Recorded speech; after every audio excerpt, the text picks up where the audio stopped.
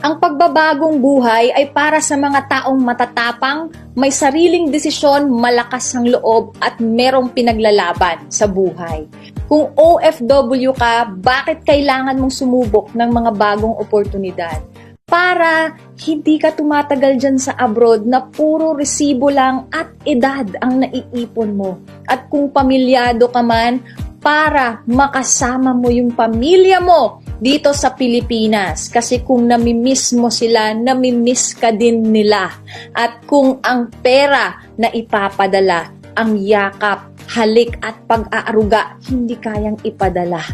And finally, para maging amo ka ng sarili mong buhay because you deserve to run your own life and you deserve to live your life to the fullest. Kaya kung isa ka sa mga OFWs na desididong baguhin, malakas ang loob at may sariling desisyon para baguhin ang buhay mo, then definitely you are the person that I am willing to work with.